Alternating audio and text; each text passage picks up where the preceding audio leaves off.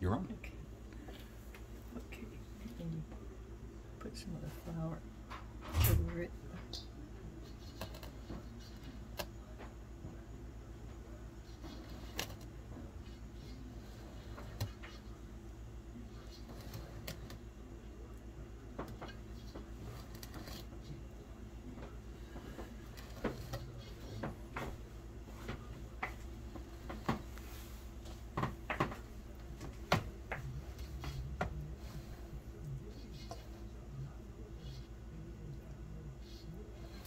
Looks like sweet potato biscuits.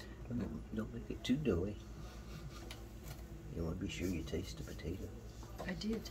Oh, I see what you mean. Yeah.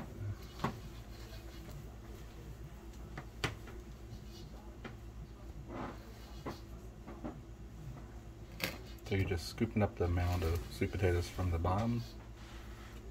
Well, kind of folding it in from the side. And pulling a little bit of flour with it? And pulling, yeah.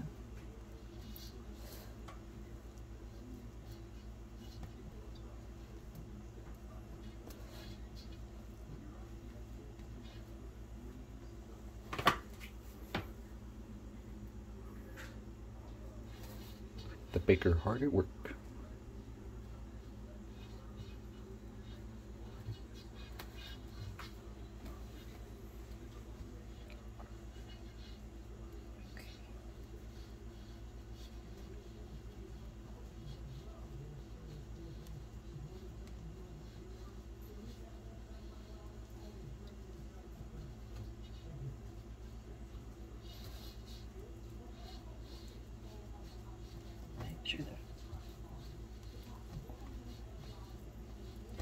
Just make sure that it's,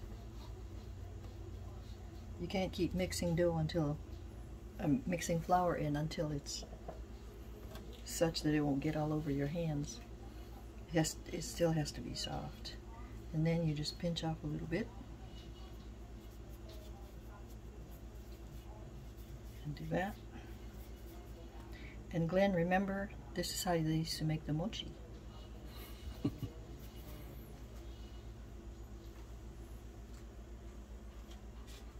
We're using greased parchment paper.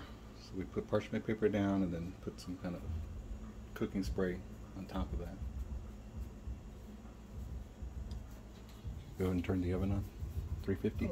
Oh, put it on 375.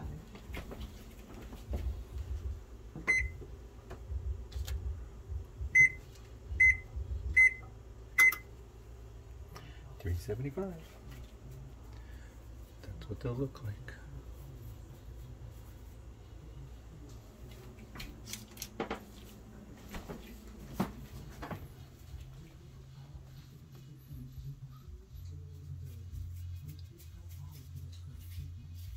Betty Jean likes it more biscuity. And Aunt Verma used to make it so you could see the potato in there. Which I think is the way I prefer it. How did Aunt Reva do hers? She had great control because I forget which one of the boys liked it more biscuity and the other one liked it more potatoey, so she made both. They're just incorporating more flour into the individual biscuits, I guess, right?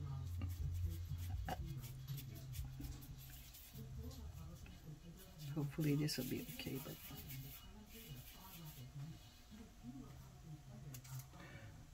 so does it still feel the same even though you're using the gluten-free? yeah, it's I guess what I'm trying to do is not use up so much of the flour. Well, we have plenty, and we know where to get more. Where do you get that from? Costco? No, I got that at Sprouts, I believe. Oh.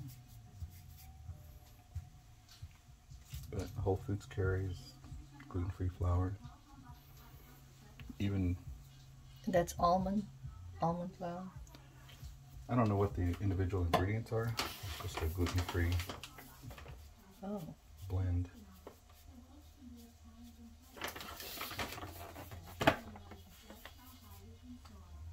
It's actually sweet white rice flour, whole grain brown rice flour, potato starch, whole grain sorghum flour, tapioca flour, and xanthan gum. So.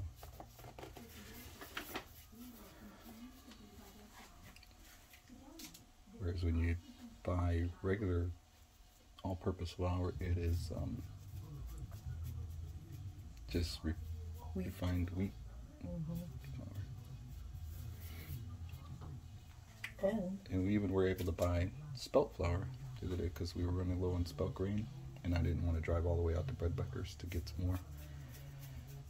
So you got it? Whole Foods had spelt flour, and that's what Nancy used to make the pumpkin bars yesterday, and I couldn't tell any difference from how they usually come out. And the pecan things that she made, the bars, that was with almond flour.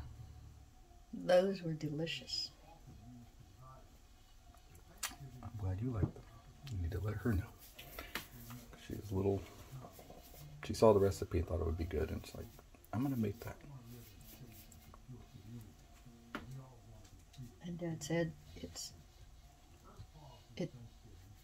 tastes a lot like the pecan pie, but just slightly different. But he loved it because he picked up a bar last night. He came to me and he said, "This is a pecan bar from over there." He said, "You want me to share it?" In other words, he was going to taste it, and if he didn't like it, he wanted me to eat it. But I didn't even get a bite, so... He ate the whole thing? He did eat the whole thing, and he loved it, so... So there's a recipe that's a keeper. Yeah, I felt pretty good about all the recipes we used yesterday. Yep, everything is delicious. Glenn, or whoever watches this video, hope you don't get bored by all the conversation. Feel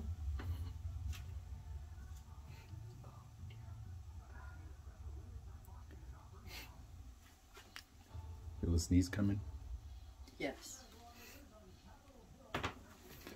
I'll back away.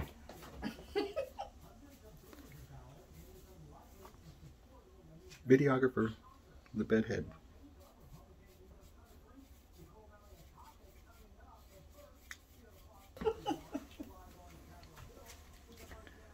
Okay. That's done. Actually...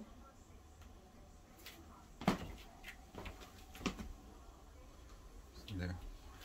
Placed on the pan about 1 inch apart. If you wanted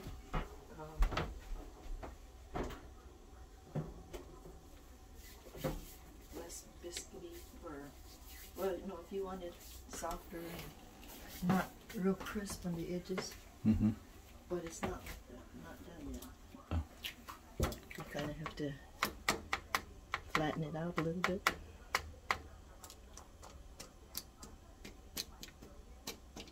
That makes it.